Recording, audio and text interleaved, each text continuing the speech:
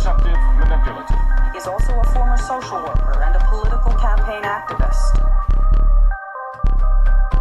Some people in town say the base is run by aliens working with our federal government to conduct mind control and genetic experiments.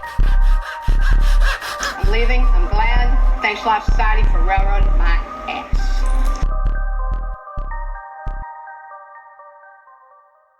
What's up? How's everybody doing? This is the Eerie Americas. This is Vicky Ayala. And I'm Kristi Hull. How you doing today? Actually doing very well. We actually hit a milestone this week and we went over 500 downloads and we were super happy, and I'm sure we knew we would get there eventually, but we didn't think it would happen this quickly.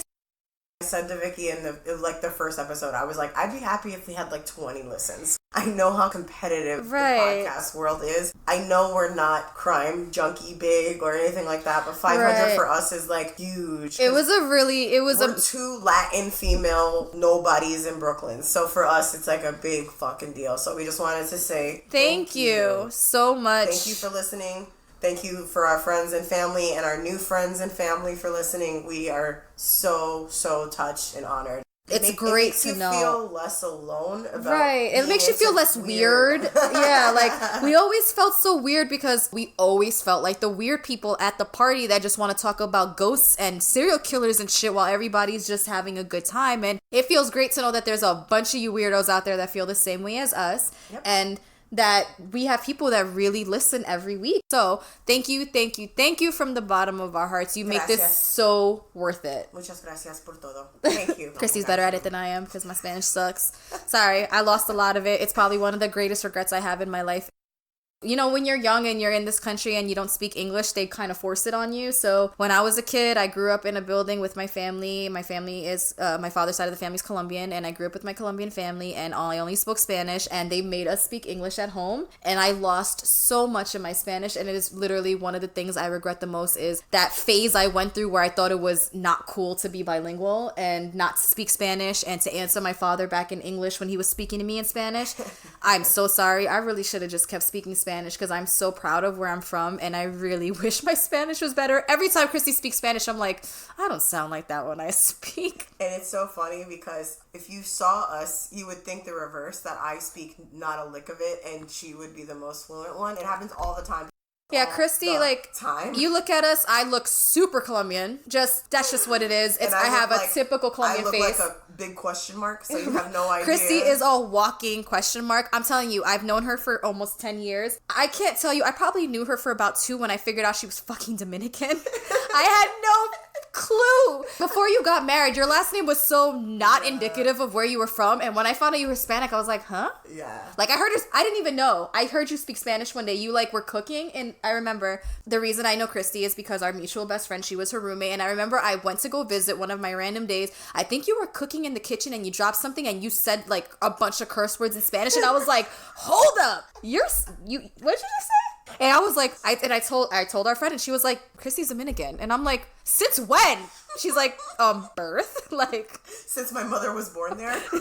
Since she's Dominican? So it's really funny. We don't look like what we sound like. No one looks like what they sound like. Yeah. We're going to jump right into the email because Kristi's got a really awesome episode for us today, and it's kind of long, and we're going to get right to it. This is an email that came from, we're calling her our friend because I've known her since she was 10 years old. Yeah. Our young Jen, our friend. So our friend Jen, who wrote us this email. It goes, in the part of Brooklyn I live in, there is a bird sanctuary and salt marsh that prevents anyone from building on that part of the land. People in the neighborhood call it the backweeds.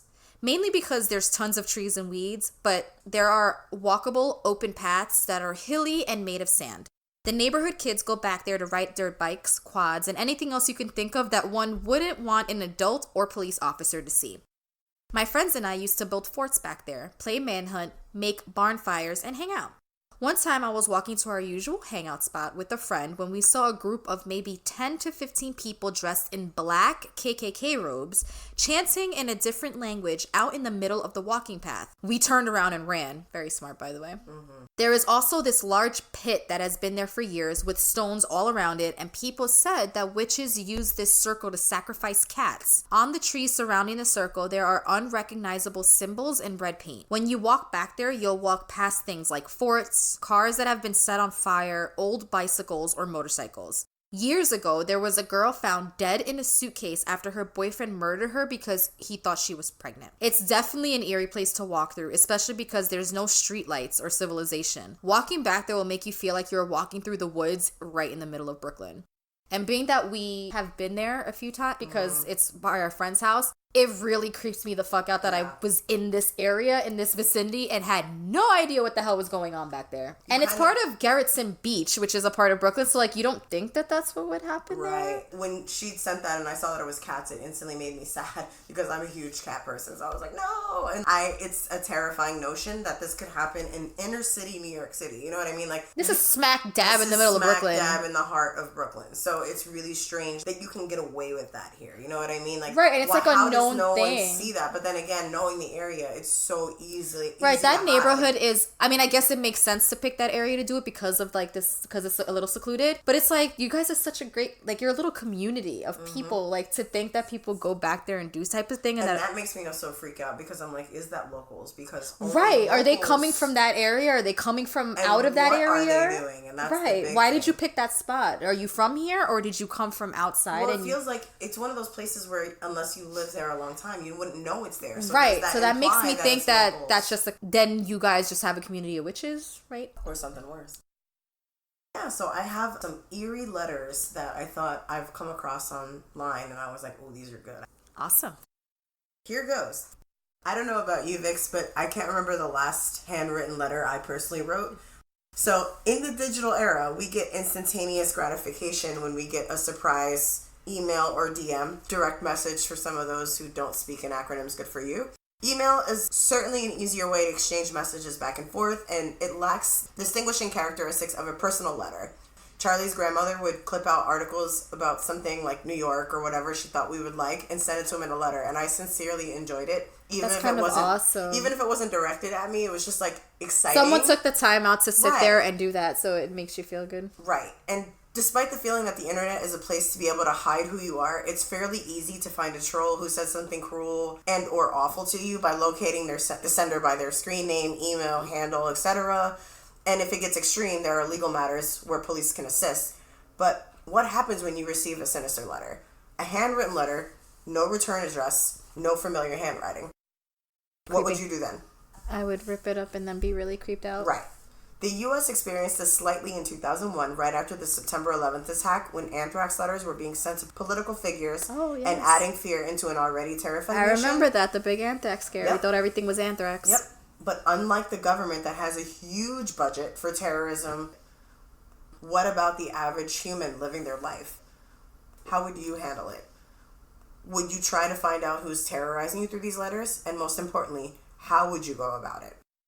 Check your mail before you listen to this episode, because the next two stories are about letters sent to everyday people and the impact it has had on their lives forever. Nobody send me mail. I'm not checking shit.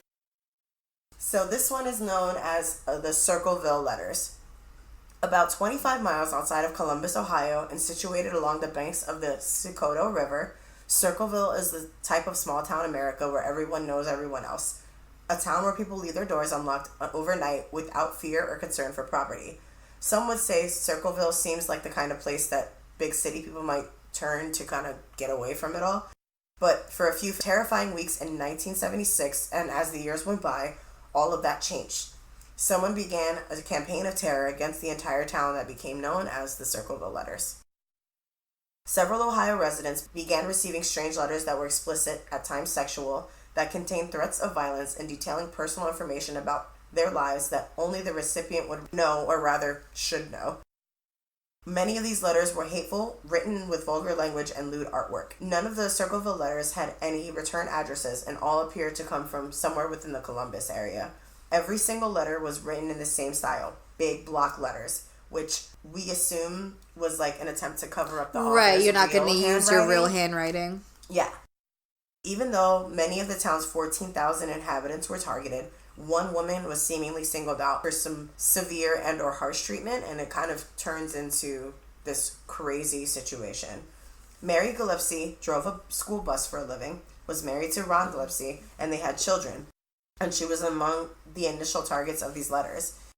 In addition to revealing disturbing facts, such as her home being surveillanced by the author and that she was a married mother, the letter also accused Mary of having an affair with the superintendent of schools, Gordon Massey.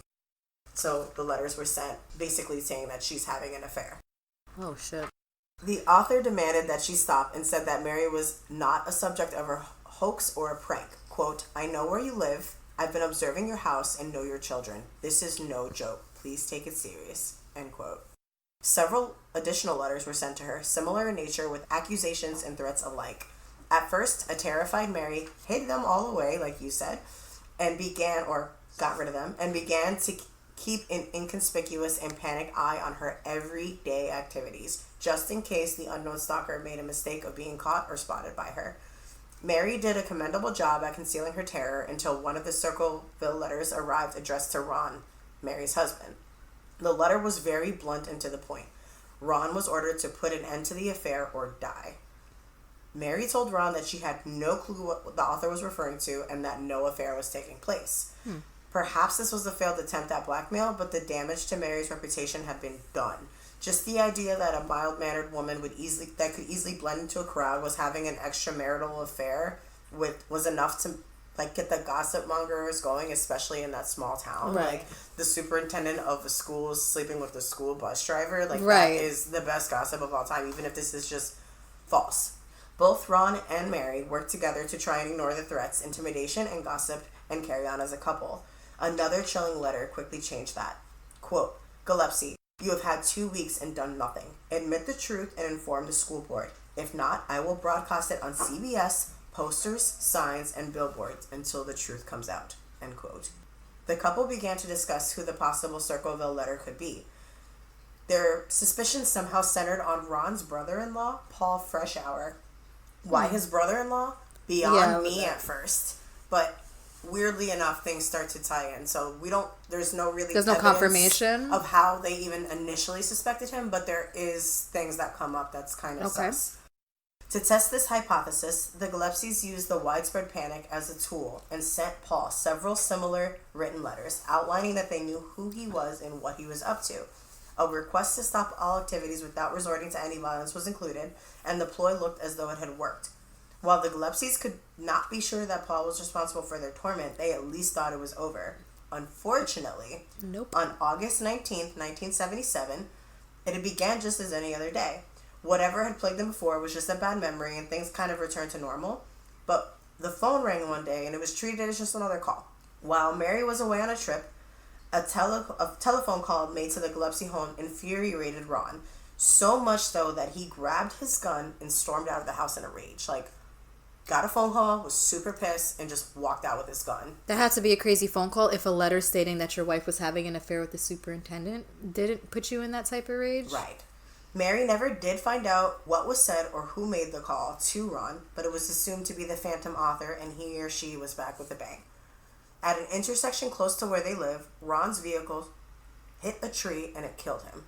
Oh my God. So he walked out of the house with his gun. So we never are going to know what was said in that phone call. If the caller was in fact the letter writer, then he or she had undoubtedly carried out the threat to Ron's life. When the police investigated the crash, they discovered that Ron's gun had been fired once, but they never recovered the bullet. What the fuck? Yep. Detectives could find no reason or excuse for Ron to have fired at all, whether it was deliberate or not. The crash happened moments after Ron drove away and no shot was reportedly heard. The crash was ruled to be a genuine accident, even though strange facts had emerged. A post-mortem examination recorded that Ron's alcohol level was at 0.16, 2 times the legal limit.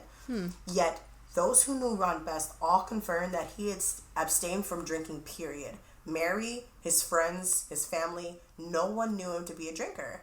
So they were And suddenly shocked. he was 2 times the legal limit. Right. The sheriff once said to have admitted that there was more to the crash than meets the eye, but later he kind of denied the assertion. Well, yeah, because he probably didn't do shit to figure it out. Absolutely. The phantom letter writer began to get in contact with several residents, almost begging for a more thorough investigation to be conducted.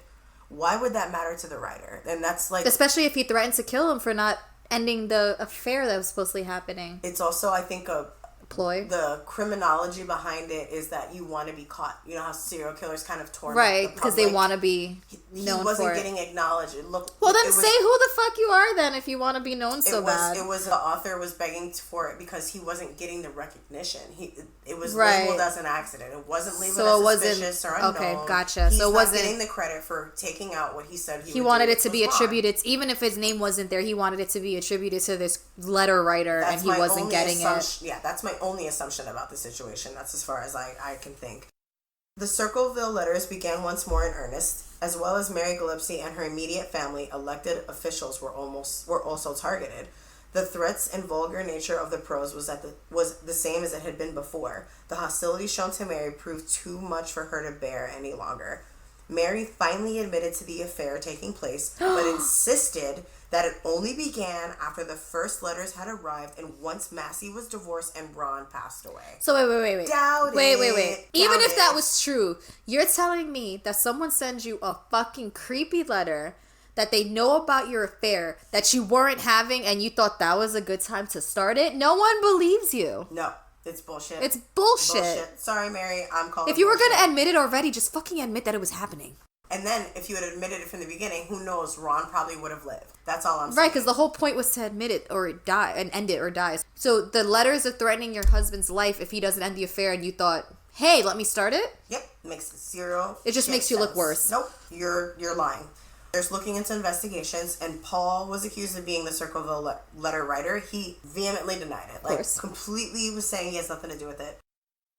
Despite all this harassment and scandal that made her the talk of the town, Mary managed to keep her job, which to me is already suspicious, because, you're admitting to an affair with the superintendent of the schools, but you don't have any repercussions for any of this, so clearly he has your back. There's something deeper than why would he have your back if that wasn't going on? Right. So, to me, this is all... There's something else behind with Mary. That's all I'm saying. 6 years after the campaign had begun, whoever was behind this took a bold step in furthering their tactics. While at work, Mary noticed a sign on her route that threatened the life of her daughter. Angered by this, she stopped the bus and removed the sign. She noticed the box with the string tied to another post. Mary removed the box and returned it to the bus in order to open it. She discovered that a piece of twine had been used to tie the sign to a small cardboard box, which contained a loaded .25 caliber pistol. Since the trigger was also tied to the string, it was an attempt at a crude booby trap intended to fire the gun at and Mary kill her when she ripped off the sign, but it didn't go off. That's fucking insane. Dude, there's easier ways to kill somebody. I mean, I know that sounds really bad, but seriously, there's easier ways to kill somebody. You're setting up a booby trap, knowing full well she's going to stop to pull the sign down that's bad about her daughter. That is sinister, crazy. Also, if shit. you seem like somebody who wants the attention, why not just do it your fucking self?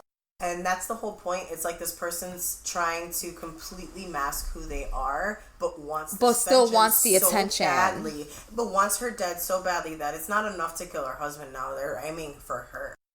Once again, she called the police, and the police took the pistol into the lab to try to find the gun owner, since the person half-assed attempted to remove the serial number on the gun. You didn't even remove the serial number, really?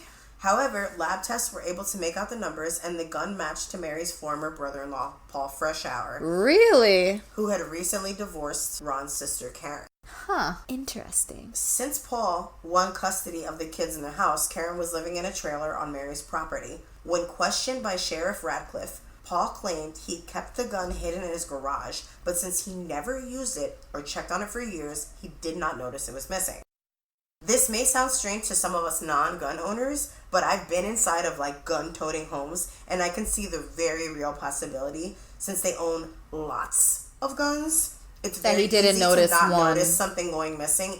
It's not unlike some gun enthusiasts I've met personally. Right. You know what I mean? They all have. It's still too big of a coincidence for your gun to wind up 100% in your sister-in-law's. 100. I agree with you 100%. Yeah. Paul, who not for the first time, insisted he knew nothing about these strange events. Nothing at all. The gun was about the only solid lead that the police had available to them at this time. Sheriff Dwight Radcliffe gave Paul an envelope and letter of the Circleville writer and strong-armed him into making Paul copy the letter as near as he could. So he was kind of forcing him to do a writing test. Based on Paul's copying skills, the sheriff concluded that he was in fact the writer of the letter and had written the sign on the booby trap.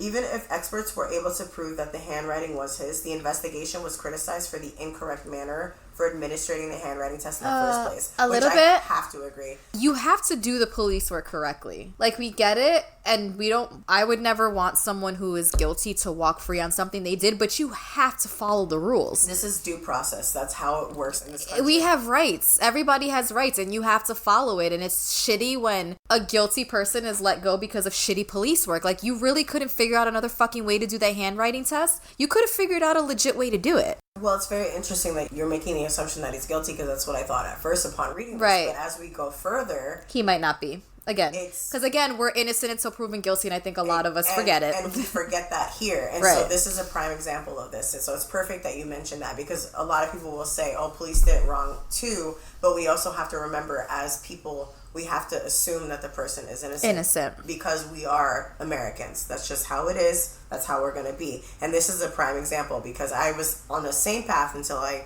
kept reading and looking into this. So, Sheriff Radcliffe, however, was satisfied that Paul was the Circleville writer, or the handwriting was close enough at least, and he arrested Paul for attempted murder. Paul was arrested and on October 24th, 1983, stood trial for attempted murder. The prosecution did not have enough evidence to pin the letters on Paul, but it didn't stop them from mentioning it. Although he had an alibi for the day of the booby trap attempt on Mary's life, Paul was convicted and given a sentence of 25 years in prison with the recommendation insane. that he spend at least 7 years behind bars. So you see, here's my thing. Even if that handwriting test was done legitimately and they said that it was similar, that can't be the only evidence you have that he did the fucking letters. Like, there has to be something more than a handwriting test. Like, and that's all they had. That's not enough evidence. And anyone can make their block. If you're trying to copy block letters, I'm a very good forger. Anybody who went to high school with me knows that I used to stand in the hallway and forge letters. I can copy anybody's handwriting, so that doesn't mean anything. Like, you have to have more evidence. If he has an alibi for that day, please prove to me how he did that. Well, many of the Circleville's residents had already convinced themselves that Paul was guilty despite the evidence given the trial, but the letters didn't stop. So he's in jail and the letters didn't stop. All right, then. While serving his time, Paul rarely got the chance to correspond with the outside world. Letters continued to be received from the people of Circleville, all with a Columbus postmark. Now, Paul is in prison in Lima, Ohio, which is 90 minutes away from Columbus, where the letters were postmarked and presumably sent. So it's not him, obviously. How can he send letters from prison 90 miles away? I mean, unless he was so elaborate about it that he knows somebody in Columbus that's going to send the letters for him, but I just feel like that just doesn't seem feasible. Well, get this. Paul himself received a letter while he was incarcerated. Huh. It read, quote, "Now, when are you going to believe me? You aren't going to get out of here. I told you 2 years ago, when we set them up, they stay down. Don't you listen at all?" Unquote. So this person purposely set him up. Yep. So this has to be someone that knows everybody. 100%. Even the prison wardens doubted Paul was guilty of writing the letters. Following repeated complaints by the sheriff, the warden of Paul's prison put him in solitary confinement and conducted at least 2 full-scale investigations.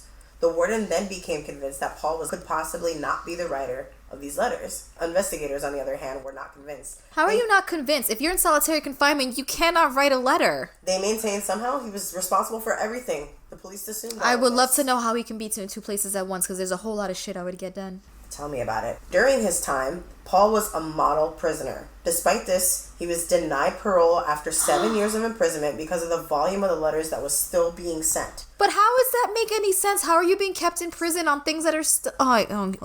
Someone else is writing letters and you have to do more time. So, like, you're doing more time because the person that set you up is continuing to send the letters. And this person obviously knows that it's working because they're continuing to send the letters for a reason. He was paroled after 10 years of imprisonment in May of 1994. In 2011, Paul, or someone claiming to be Paul, put up a website with a few documents. Most notably is the 164-page packet he sent to the FBI. Holy shit. Requesting their help in investigating Ron's murder and the origin of the Circleville letters. Interestingly, he did not ask them to investigate the crime he was convicted for, even though he maintained his innocence. You see, that kind of just makes sense because he really just wanted them to figure out what the fuck was going on. He wanted them to investigate his brother's murder. Although I feel like you could have said that in less than 164 pages. But well, I mean, you spend 10 years in jail. Yeah, you have a lot of time. A ton of research. You know what the funny thing is? Those are the letters he was writing in prison. He knows that case better than anybody else because he was convicted of it. So I would also research the shit out of that case too. Well, in the letter to the FBI, Paul accuses Sheriff Dwight Radcliffe of being involved in a career-spanning cover-up of corruption. Some of the accusations and conspiracy theories included that arsenic was being included in many of the letters. He also believed that the letters were an attempt to get Gordon Massey, who, according to Paul, was a functioning alcoholic and was fired after he was asked to leave his previous school district for having an affair with another employee. How interesting and coincidental. And that Sheriff Radcliffe was covering up other crimes to decrease his town's crime statistics and further his career. So, he's saying that Massey, who was the superintendent sleeping with Mary, has done it before. And Sheriff Radcliffe was covering it up because he was so stressed out and didn't know what to do and didn't want all the statistics because the better... But I was just saying, like, when you live in a small town and you're the sheriff, you want to be known as the sheriff who got crime down. So you don't want something like this to be attributed to... In such a small town, it should be something he should be able to figure out. So, of course, he wants it to be Paul. He wants this to be over. Right, because once it's Paul, he's done. It's a solved case. Absolutely. Paul claimed that the sheriff hid a lot of the letters people received to continue covering up allegations of child molestation by the Pickaway County coroner and the district attorney, the same one who prosecuted Paul for impregnating a school teacher and having her murdered. This case is insane. So wait, there was more letters than we even thought there were, and there were some letters that included arsenic, which he hid from the everyone, public. And the ones that included the child molestation. Even as people that look up this case can't find that there were arsenic laced letters, but he's claiming that there were, and there were ones that accused of child molestation, and because of course he's not going to want that on record, and it was hidden. So of course he's claiming that this is what happened. The official story is that the letter stopped in 94, around the same time that Paul was released from prison. However, according to one Reddit user, letters were still being received through 2001, with unconfirmed letters continuing through 2003. Mind you, Paul died in 2014, and the Circleville writer has never been found. Wait, and these letters started in like 76? Yes. That is a really fucking long time for someone to be taunting these people. Yep. 6 months after Paul's release, TV show, aka one of my favorites ever, Unsolved Mysteries, aired a segment on the Circleville letters. A few days later, the network got one of their own letters. It simply stated, quote, "Forget Circleville, Ohio. If you come to Ohio, else you sickos will pay. The Circleville writer," end quote. To this day, the sender of these letters have never been caught. As far as I'm concerned, Paul was not the person writing these letters. Now that you've presented all of that, I don't think it was Paul. It couldn't have been Paul. So the question then becomes, who did this? Who the fuck was it? Depends on who you ask. If you look up this case, multiple theories emerge. Well, some, very few, do believe it was Paul. Paul also believed it was possibly his ex-wife, Karen, Mary's sister, in response to their divorce. Maybe. Karen was one of the only ones who knew that Paul's gun was hidden in his garage, and after Paul went to prison, Karen regained custody of their kids and the house. Another theory claimed that it is the unknown assailant has never been caught. At the same time Mary found a booby trap, one of the other bus drivers had been driven down the same road 20 minutes before and had seen a yellow El Camino parked by the booby trap location, along with a large man with sandy hair. This man's depiction does not fit Paul. The man turned away from the bus driver to avoid being identified, and this was never investigated. Of course it wasn't. Why would they investigate it? They wanted it to be Paul. So yeah, another possible suspect in the case had a brother who owned a yellow El Camino. How interesting. So what are the chances that in a town of 14,000 people, there's two yellow El Caminos? Right, like... Doubt it. Really? Truly doubt it. Some Reddit users and other theorists believe there was at least two people, since several hundred letters were sent, which requires a ton of time and energy, and I have to agree with that. I would agree with it too. But at the same time, if you started in 76 and you're doing it to 2003... and you obviously have a lot of time on your hands. You could also stagger the letters. You could have written a bunch one day and just, it's possible it was more than one person. It's possible it was still one person. Some other theorists have insisted that it could have been a family member of Massey's, the superintendent, who wanted to expose the affair And I thought that was a very valid point. Because he's already done it before. And not only that, too, they had inside information. If the superintendent was as corrupt as the sheriff, who knows what he knew? Right. So that maybe that person knows information and is trying to expose it. Who knows? Others say it was Ron who knew about the affair and was doing it to scare his wife out of the affair. But then he died. Right. Makes zero sense to me. And some even insist Mary herself was a circulated letter, wanting to get away with the perfect murder and be with her new lover. I feel like, one, she didn't end up with her new lover, so that doesn't make any sense. And two, that is a really complicated and stupid way to try to do that. There was easier ways to try to do that. None of these theories have any real conclusive evidence, and I do believe the only one who may ever really know who it is the writer, him or herself. That's insane. So the next one is The Watcher of Westfield. This one is pretty crazy. Buying a new home, at least I can imagine, because, well, in Brooklyn, you either inherit a house or you kill to... Yeah, you don't buy a house in Brooklyn. Yeah. But I'm sure it's usually an exciting event filled with exhilaration, joy, stress, and surprise. For a family in Westfield, New Jersey, Derek and Maria Brodus, the home at 657 Boulevard they worked so hard for quickly turned into a freaking nightmare. Fucking Jersey. Exactly. However, it was not the house itself that was problematic, but the alarming communication that came with the purchase of this house. Between June of 2014 and February of 2017, the Broduses received 4 menacing letters that made their lives a living hell. The mysterious mail sender calls himself the Watcher. That's fucking creepy. I'm sorry. And especially because this happened in 2014, 2017, where we know for sure nobody writes letters. It's so recent. 657 Boulevard is a sick 6-bedroom home that cost a whopping $1.3 million for sale in 2014. The neighborhood is one of those like upper class Jersey towns. Right. The house was built back in 1905 and many folks considered it the grandest home on the whole block. Maria Brodus had been a resident of Westfield and grew up not far from the house. Derek had just celebrated his 40th birthday and worked hard to achieve a promotion to senior vice president at an insurance company in Manhattan, aka the city, as we call it here. Yep. Before the couple and their children had officially moved in, the first of the distressing letters arrived. It was June 2014. Derek had spent the day repainting several rooms inside the house like you do when you're making your new home for yourself. When he had finished, he decided to check the mailbox outside. Aside from the normal expected mail, like bills, there was a plain white envelope addressed to the new owner.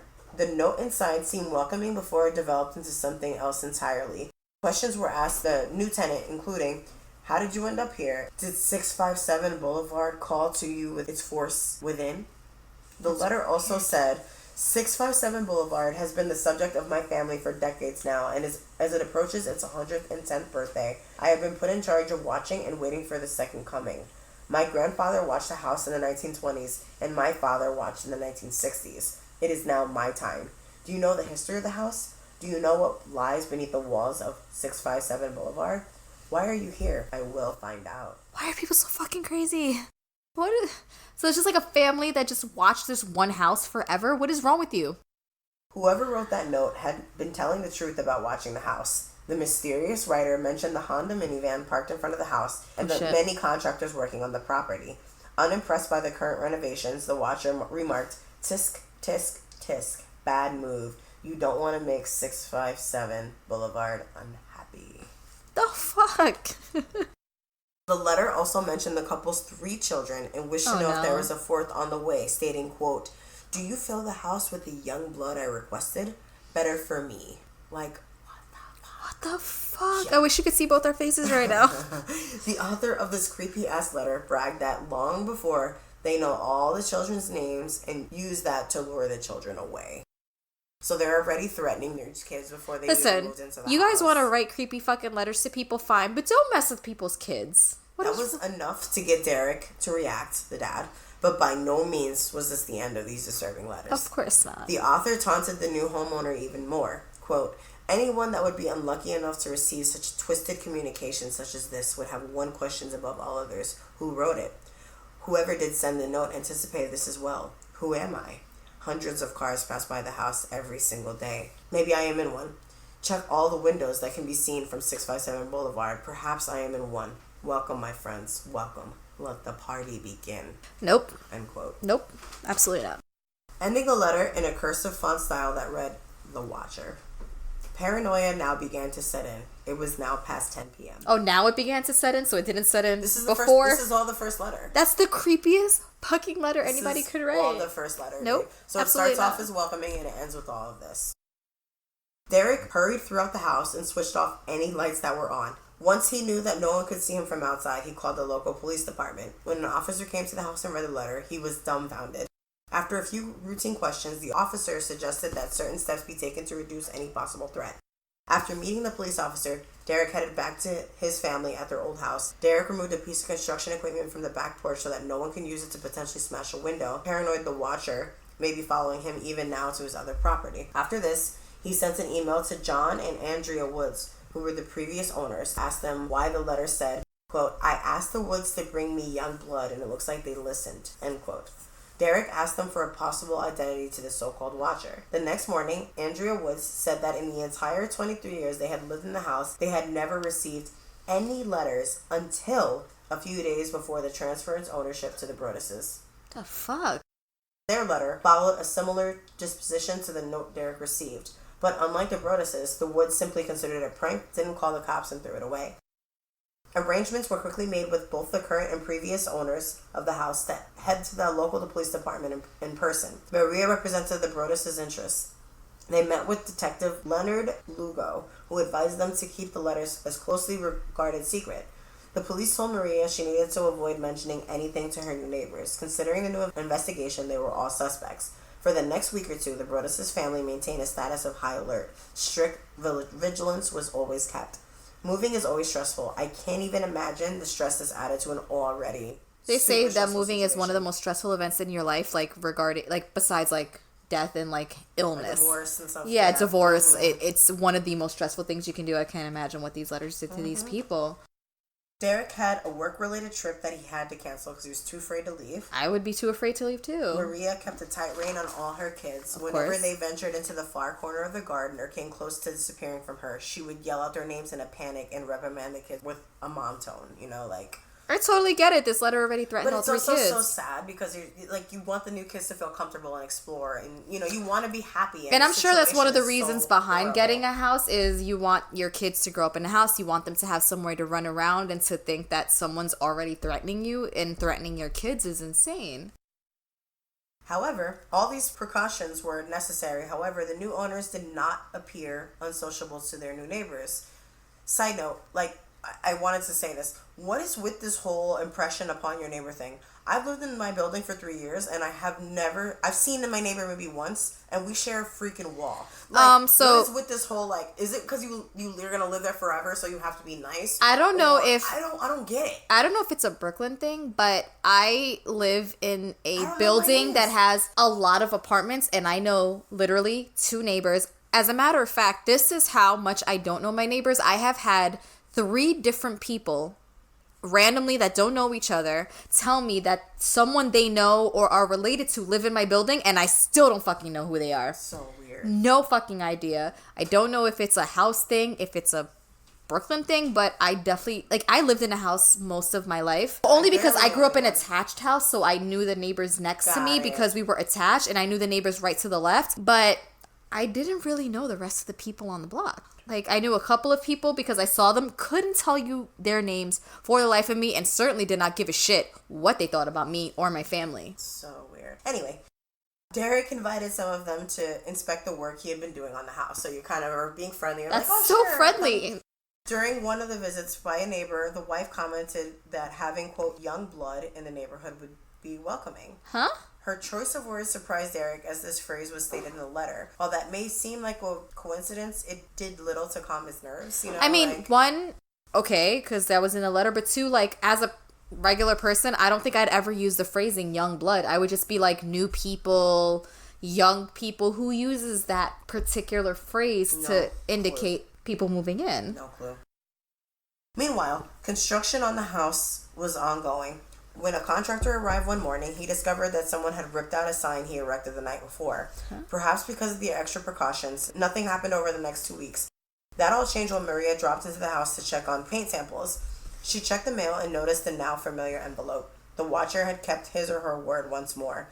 This time, He or she addressed the couple by name. However, the spelling of the name was wrong. I mean, Brodus's is a weird last name. It is. But like, this is all before they officially move into the house, right? They're just fixing the house. Samples. So they're not even moved into the house yet. Mm-hmm. Jesus Christ. They're still working on getting in.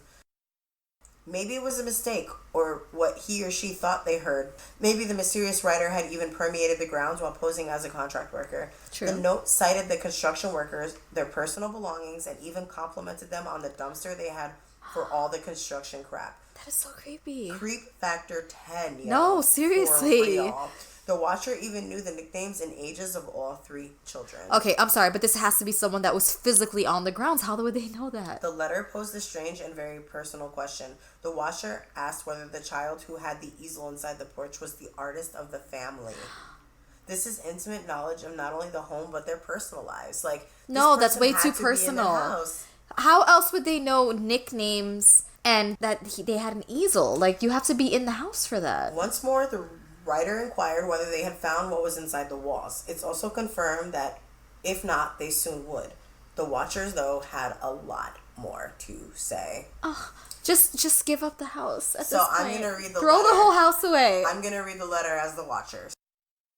657 Boulevard is anxious for you to move in.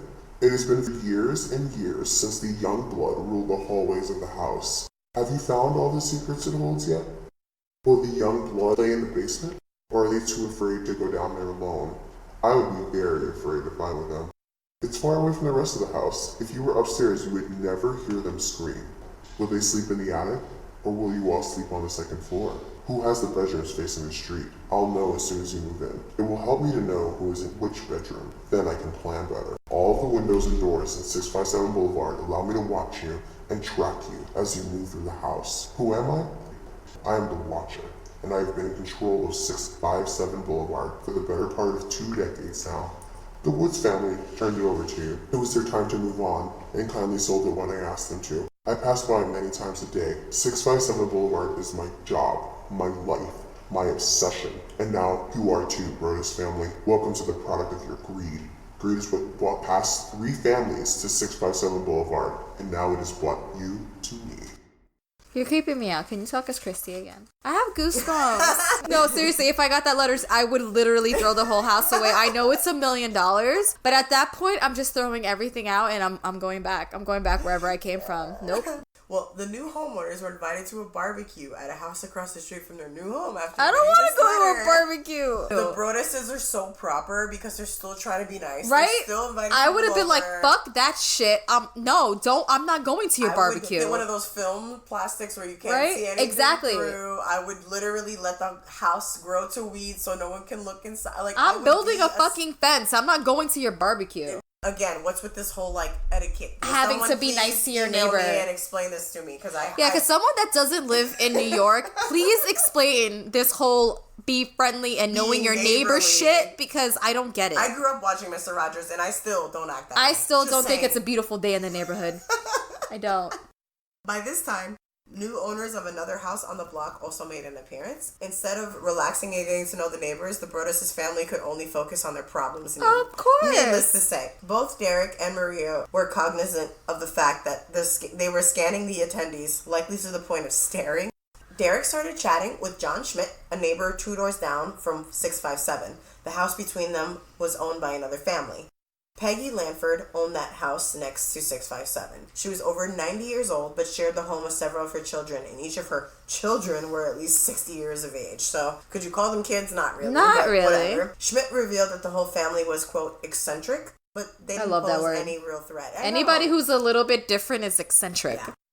One of the youngest children, Michael, was unemployed and wore a thick beard. The Langfords had occupied that home since the mid-60s. The new information about the Langfords made Derek wary of them. Makes sense given their age and time in the neighborhood. I kind of see why he would be suspicious. Thus, he decided to tell Detective Lugo about this latest development. Lugo was aware of the Langfords' reputation and had already brought Michael in for questioning about a week after the first letters had arrived. So luckily they got a good detective who was like actually did shit. That's good. While Michael denied all knowledge of the letters, something about his diction didn't entirely convince Lugo. Unfortunately, not much else could be done with little more than one detective's hunch. They needed a confession if they were going to pursue the investigation. Andrea Woods suggested another theory. Since the letters mention the contractors a lot and the names of the children, then the watcher might indeed be a direct neighbor. Each letter was delivered via the U.S. Postal Distribution Center in Kearney. The first letter was postmarked June 4th, which was before the house publicly went on the market. How else would someone know that doesn't live there? Because at no time did the Woods use the standard first sign sale. The first contractors arrived on the property the day before the first letter was sent, but no one close to the house had any idea work had even begun. Detective Lugo was also shown the house as part of the investigation into this matter. He found the easel that the letter mentioned, but it wasn't easy to view from the street. So he figured out that the back or side of the house had to be the best view of it. It appeared the watcher had the vantage point. Oh god, it's even creepier. So the move-in date is postponed, and this is the third letter that I'm, going to get into next. In response to the latest letter, Derek and Maria decided to stop bringing the children to the house. Good call. It also made them have second thoughts about the purchase of this, quote, perfect house.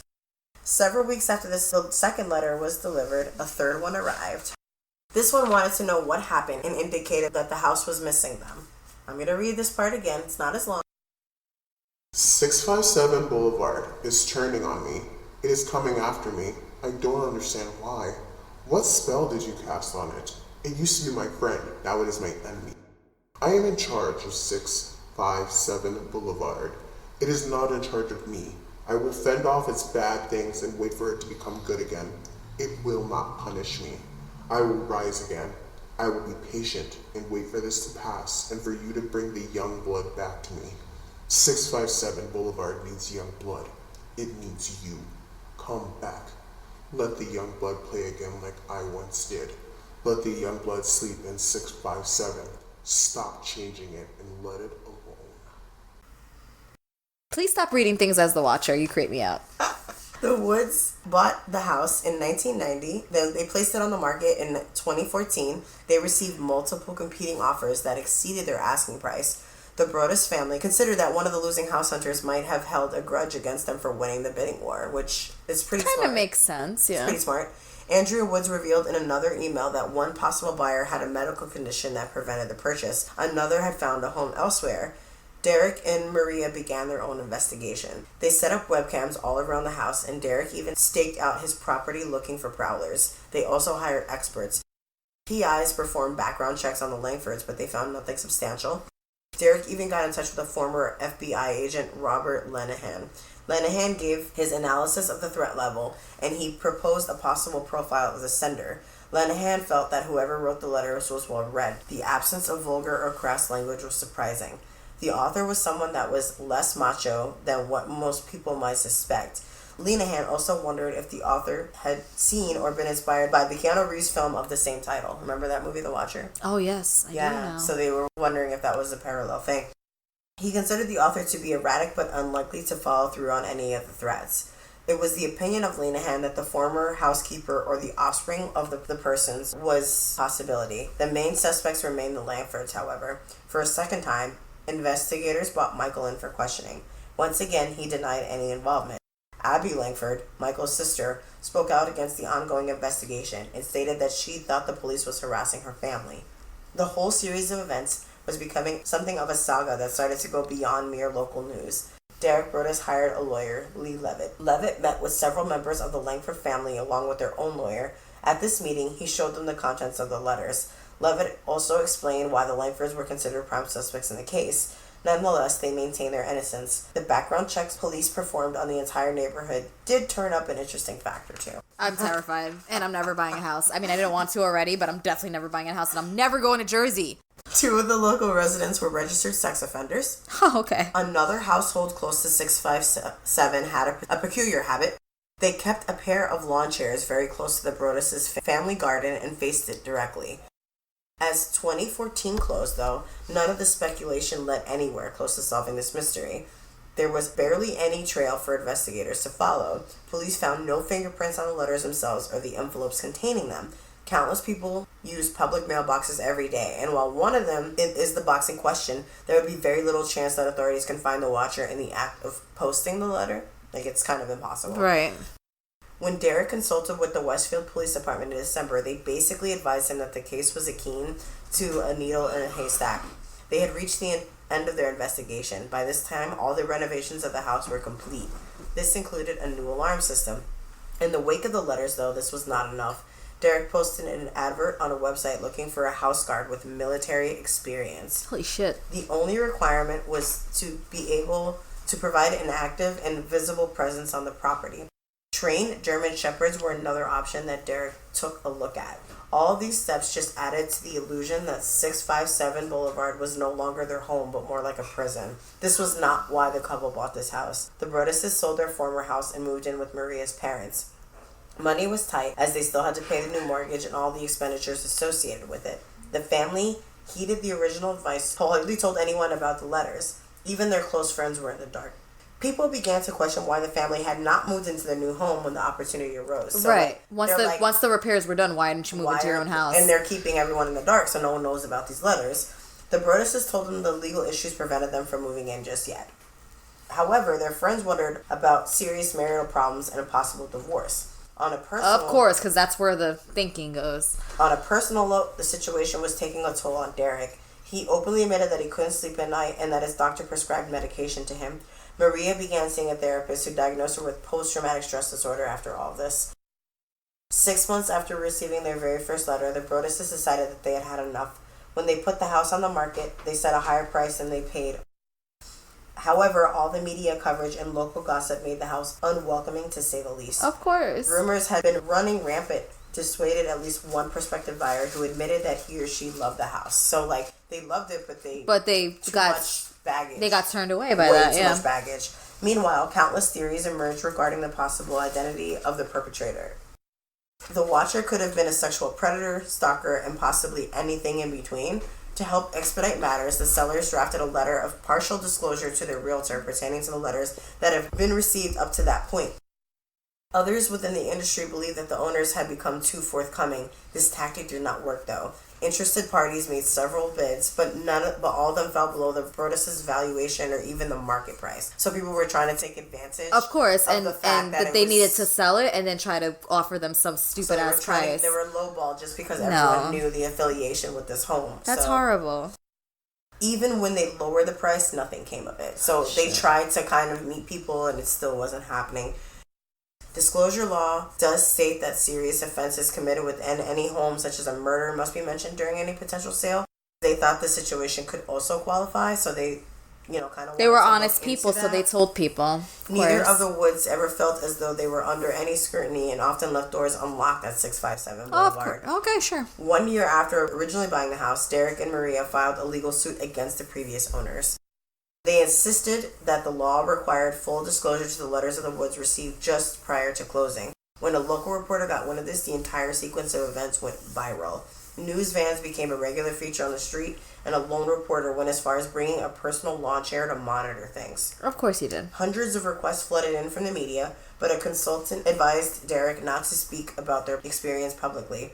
The explosion of limelight made the family uneasy, and they departed Westfield altogether. In the first public forum after the letters had become public, Mayor Andy Skibitsky had to field some of the backlashes from concerned citizens. He stressed that even though the case wasn't solved, no one had heard from the watcher in about a year.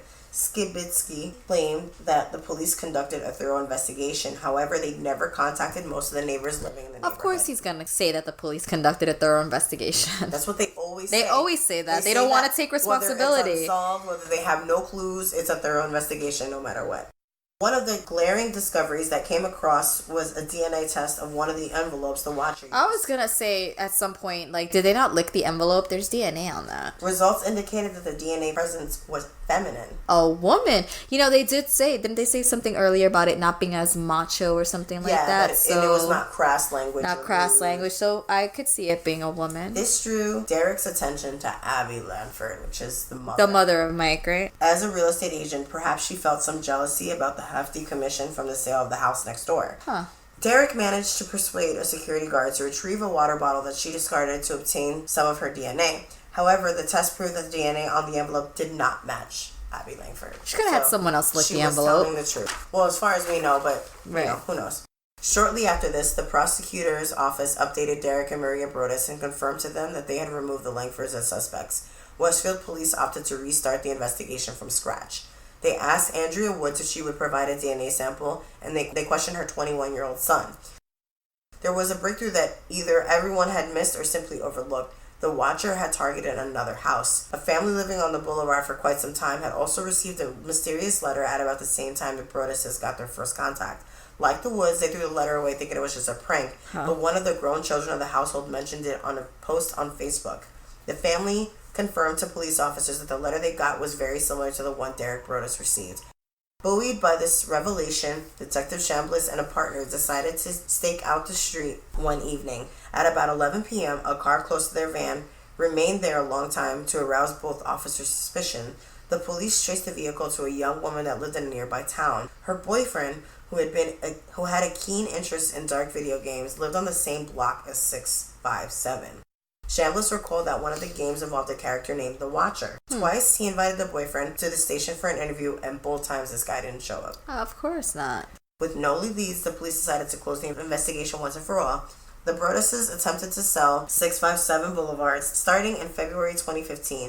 To their dismay, they were unsuccessful. Of course. They made a proposal to the planning board to grant them rights to subdivide the property. The Broadduses thought that if they couldn't sell it to a single family, perhaps the developer could tear down the house, like you said, and build two houses and sell those on separate lots instead. In early 2017, the board denied their request. Of course they did. Naturally. As a result, the Broadduses found renters willing to live in the house despite the letters. The rent doesn't cover the mortgage, but hey, small sacrifice in my opinion. That's all I'm saying. Small sacrifice for a peace of mind. Exactly. 2 weeks after the renters moved in, they received another letter. This one was even more threatening than the previous ones. However, the correspondence specifically addressed Derek and Maria, although it mentioned the renters. So this is the final and fourth letter. You wonder who the Watcher is? Turn around, idiots. Maybe you even spoke to me, one of those so-called neighbors who has no idea who the Watcher could be. Maybe you do know and are too scared to tell anyone. Good move. I walked by the news trucks when they took over my neighborhood and mocked me. I watched you. I watched as you watched from the dark in an attempt to find me. Telescopes and binoculars are wonderful inventions. 657 Boulevard survived your attempted assault and stood strong with its army of supporters barricading its gates. My soldiers of the Boulevard followed my orders to a T. They carried out their mission and saved the soul of 657 Boulevard with my orders. All hail the Watcher. Maybe a car accident. Maybe a fire. Maybe something as simple as mild illness that never seems to go away but makes you feel sick day after day after day after day. Maybe the mysterious death of a pet. Loved ones suddenly die. Planes and cars and bikes crash. Bones break. The Broaddus family hasn't received a letter from the Watcher since 2017, so... Probably because they never moved in. A year and a half ago. Residents of Westfield have been torn between those who believe the Broadduses and those who think the couple drummed up the whole thing as a scam. Some folks wonder, why would they bring such hell upon themselves, which is my big thing. Like, who would do this to themselves? Right. In addition to their inability to sell the house, they have been harassed on social media and by the mainstream media. As of today, the house is off the market. Derek and Maria hope that renting it out for a while will attract buyers in the future. Perhaps the Watcher will let sleeping dogs lie. As of now, all we know of this ongoing mystery and bizarre story that awaits is an ending. So the next time I receive a handwritten letter personally, I will be thankful. Not only for the time and consideration someone has taken to write it, but also hopefully grateful the letters doesn't change the course of my entire life forever. I'm not going to be grateful for the next handwritten letter. If anybody writes me a handwritten letter, I'm not only going to tear it up, I might punch you in the face. Please don't send me anything. You know my phone number and my email and my Instagram. You can find another way to contact me. I swear to God, do not write me a letter. Oh, and I was going to send you a letter for your birthday. How sad. Don't do that. Thank you. I appreciate it. So yeah, I thought those were two very different stories, but it's nuts how one was in the 70s and he never got caught, and one was as recent as a year and a half ago and that person still... That's why it's so creepy. Like, if you had told me this shit happened like a million years ago, I would have been like, all right, well, the person's probably dead. This shit happened a year and a half ago. This person be alive. In a time like even where... If this is just a schizo who's watching your house, it is They thought about it because they had to avoid all of this. So in order to avoid all of this, they have to have really thoroughly done this, and it's creepy. And don't ever read anything as the Watcher. It creeped me out and made me have to pee. Now's a perfect time to go and Sarah Who Does That, because if I have to think about these letters anymore, I'm gonna seriously have a heart attack. Let's do it. Who does that? Who does that? Who does that? Who does that? So this is from HuffPost. The headline reads, "Man sues parents for destroying his $29,000 porn collection." Wait, the best part is the man's dad admitted to destroying the porn and said, quote, "I would have done the same if I had found a kilo of crack cocaine." Gangster. Right? So an Indiana man is suing his parents for a pretty ballsy act, destroying his very valuable porn collection. The man, who has been identified only as Charlie, claims the porn stash has an estimated value of $28,940.72. and includes more than 400 VHS tapes, more than 1,600 DVDs, 160 plus CDs, and 70 sex toys across. I thought you were gonna say like it's valuable because he has like the first edition, porn video Playboy, ever made. or like the first. No, he just spent $29,000 on actual porn. Yeah, you must have some nerve to sue your parents. I'll never sue my mom. As mad as I get at my family sometimes, I could never see myself taking them to court, let alone for something as perverse as that. Like, for you to be so perverted. Honestly, I wouldn't even want to admit that porn was mine. I'd be like, you threw away porn? I wonder whose porn that was. As we say in Spanish, sin vergüenza, which is like no shame, like shameless. Right. And like, this guy is definitely a sin vergüenza because like, who sues their parents for porn? Wait, the best part is the porn collection is worth supposedly $29,000. Charlie is seeking a total of $86,822.16. Kristi just almost spit out her drink, which includes not only the value of the missing items, but the amount it would cost to replace them.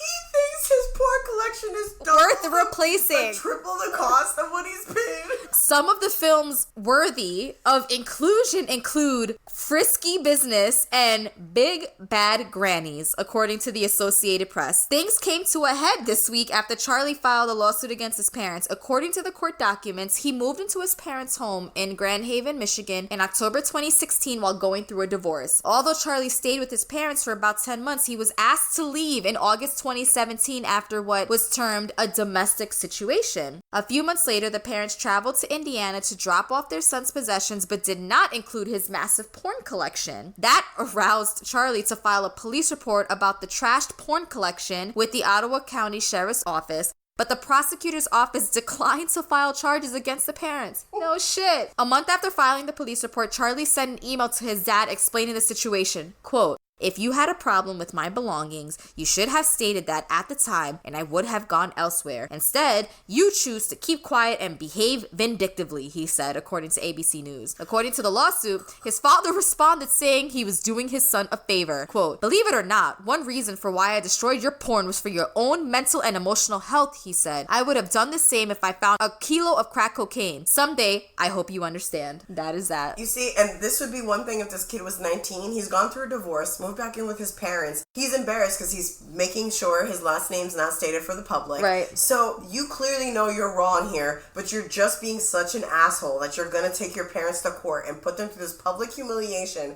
because you're upset. Dude, thank God your wife left. Who the hell does that? First of all, I'm saying. If you still own the VCR to even watch some of those porn tapes, then I already have to question you. But it's like, dude, find some new fucking porn. There's porn sites out there and they're free and they're of better value than Frisky Business from like whatever year you got it from. Big Bad Grannies, porn. Your father did you a favor. I would countersue if I was his parents. I would countersue for all the money that they did raising this kid because clearly they didn't do a good job. Get your money back for this Charlie. Throw the whole kid away. This Charlie is a waste. Sorry, this is. And honestly, I want to know if this porn had anything to do with why your wife divorced you. Because I'm sorry, Ryan, if you're listening, if you have $29,000 worth of porn in the apartment, I swear to God, I'm chucking that shit out the window and we live on the 4th floor. If you come into my house with that much porn, you're getting the fuck out of my house immediately. Like, your parents let you keep that porn in their house for far too long because the minute you moved in and I saw that shit would have been burned. No way. No way. Would I even attempt to do that? That's so embarrassing. That's ballsy, too. Like, to burn that into your parents' house, you have no... Falta de respeto. You have no respect for your parents. Thank you so much. We hope you enjoyed this episode and that you're nice and creeped out a little bit and send us emails, theeerieamericas@gmail.com. Visit our Twitter, Eerie Americas, our Instagram. We really appreciate it. We love you guys. Stay weird, America. Bye.